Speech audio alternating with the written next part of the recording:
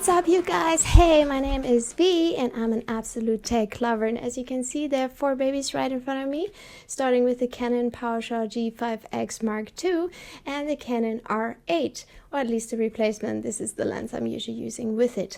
Then we have 2 phones in the middle. One's the iPhone 16 Pro and the Samsung Galaxy S25. But why are they laying here? Well, I was looking online for a comparison between phones and cameras, but I couldn't find much out there. But let's be real, there's a big hype about phones being able to replace cameras, and I wanted to see, is that true? Well, let's figure it out together. So keep watching.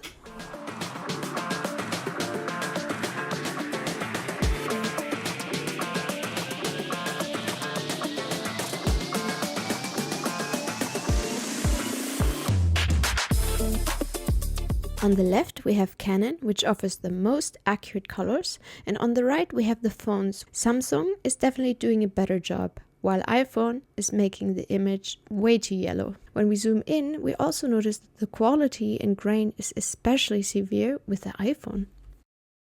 When we zoom more, the color gap between the phones are closing, but neither of them get the colors right. Samsung is doing a better job with contrast, but suddenly starts struggling more with grain. Zooming even more shows that iPhone really smoothens the image better, while Samsung can't catch up anymore in this low light condition at all. However, neither of the phones give a feeling of the true scenery.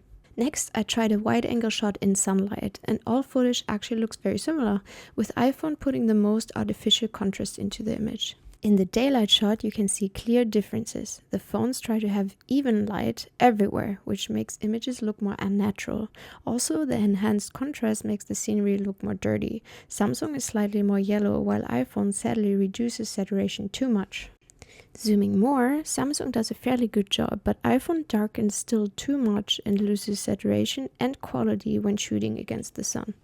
Having distance to the subject allows the cameras to have a natural bokeh blur, which phones would only get with the portrait mode. Both cameras look a lot softer. Testing the portrait mode on the phones, you see that Samsung can blur a lot more and look softer, while iPhone is very contrasty. The camera has less bokeh blur due to the short distance. Samsung has great colors but does quite poor around the hair. iPhone's edge detection is better and uses smoothing, but the image is a lot more yellow.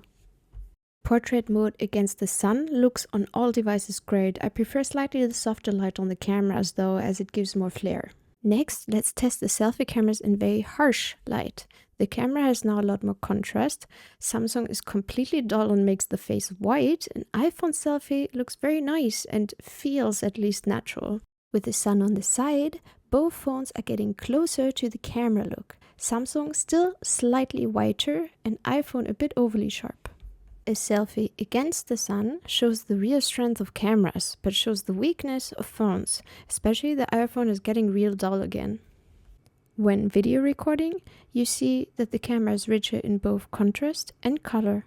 Both phones give a whiter face, but more so the Samsung. iPhone does look a bit better here. Next, I wanted to check how they perform without the harsh sun. iPhone lost all its color, and it remains an issue even when video recording. Samsung has a bit too much yellow.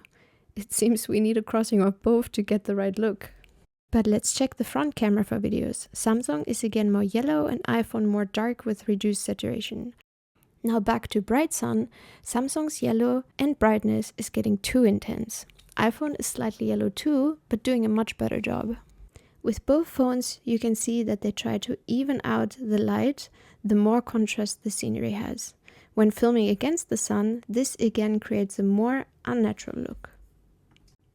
Lastly, a short indoor video.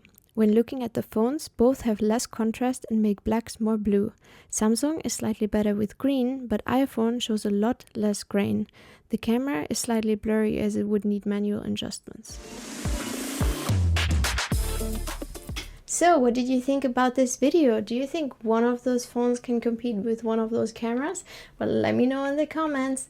And if you like this video, give it a like, subscribe, and do let me know which other video you would like to see next.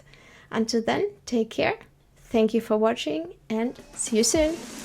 Bye.